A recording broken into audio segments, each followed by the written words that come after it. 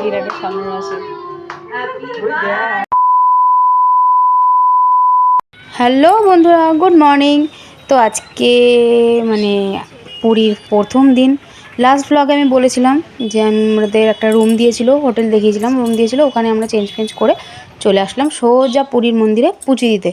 যার জন্য এখানে আসা জগন্নাথ দেবের দর্শন পাওয়ার জন্য। তো তাকেই ওনাকেই দর্শন করতে আমরা মন্দিরে প্রবেশ করলাম।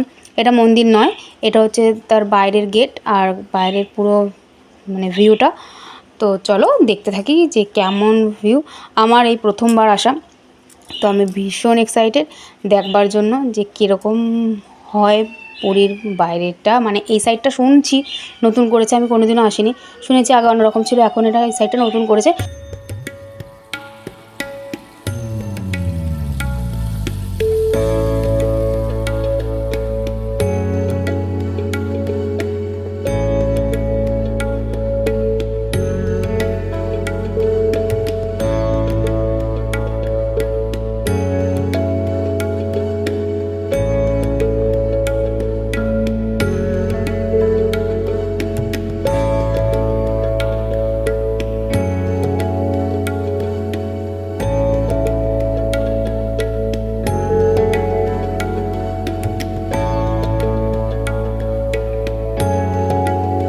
তো মন্দিরের ভিউ দেখতে দেখতে আমরা চলে গেছিলাম মন্দিরের পুজো দিতে। সেখানে ফোন ক্যামেরা কোনোটাই অ্যালাউ ছিল না, সব জমা রেখে আমাদের পুজো দিতে যেতে হয়েছিল।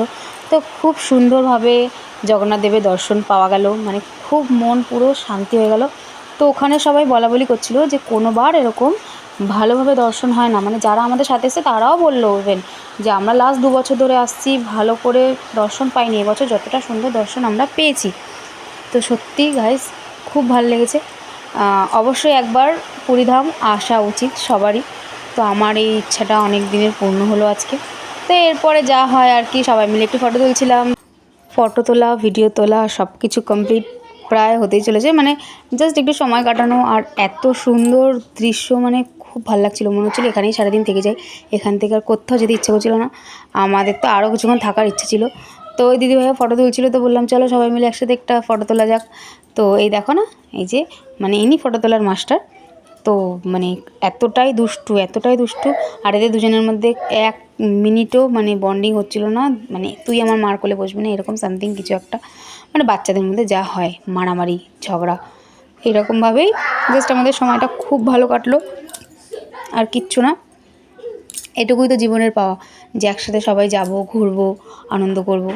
কার কার ভালো লাগে ঘুরতে অবশ্যই জানিও, কমেন্ট বক্স খোলা আছে বলার জন্য। আর ভিডিওতে একটা সত্যিকারের কথা বলছি, ভিডিওতে কোনো ভুল ত্রুটি হলে একদম সংকোচ করো না, বলো, সেটা আমি শুধরে নেওয়ার চেষ্টা করব।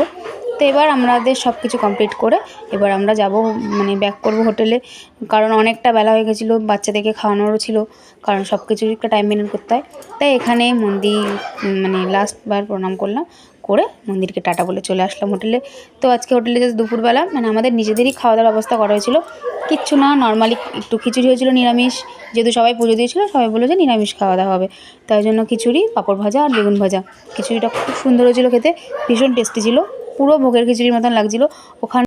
তো দুপুরে খাওয়া দাওয়া করে একটু রেস্ট নিয়ে আমরা আসলাম এই দিদিভাইয়ের রুমে।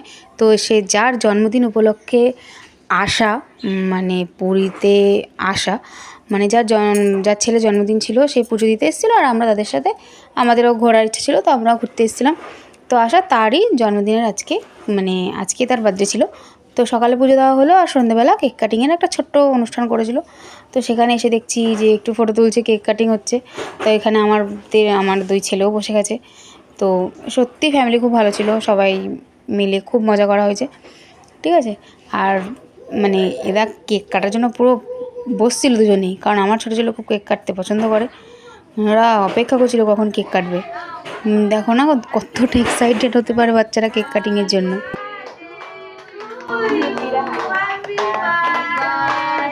বিরাটের সামনের মাসে। এখানে আমি আমার বোনকে বলছিলাম যে বিরাটের সামনের মাসে, আমার ছোটো ছেলের সামনের মাসে বার্থডে, আর ও খুব পছন্দ করে কেক কাটা, কেক কাট করা, মোমবাতি নেবানো, এই জিনিসটা ওর কাছে খুব একটা মজার। সবার বার্থডেতে, যাদের যাদের বার্থডেতে কেক কাটিং হয়, ও খুব মজা পায়। তো সামনের মাসে ওরও বার্থডে, যেটুকু চেষ্টা করব কিছু করার, তো সবটাই তোমাদের সাথে শেয়ার করব।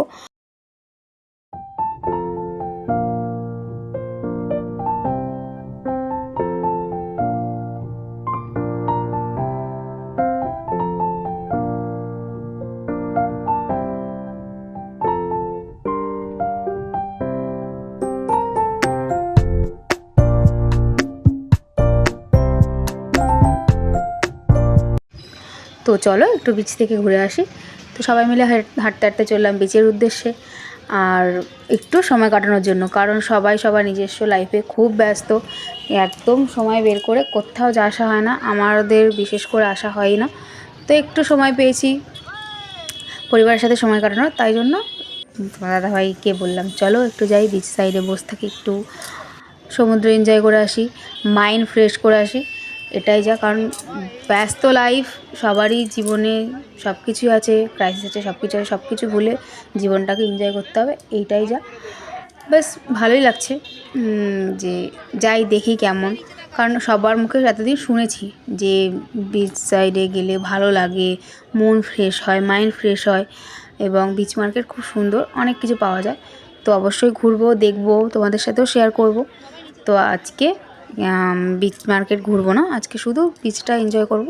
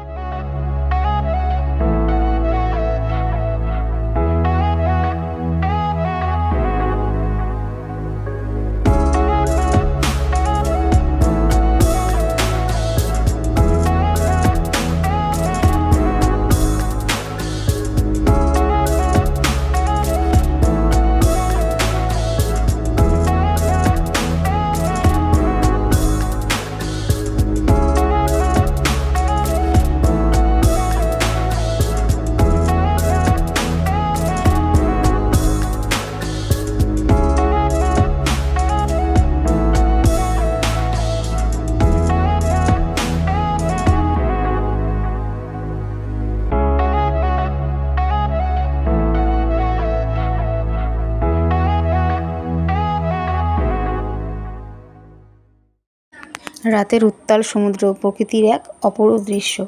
শুনেছিলাম যে কোনো দিনও সমুদ্র শান্ত হয় না, আজ নিজের চোখে দেখেও নিলাম যে তার গর্জন এবং তার ঢেউ কখনো থামে না। সত্যি খুব শান্তি পাওয়া গেল এখানে এসে, না আসলে হয়তো জানতামই না যে মনের শান্তি কাকে বলে।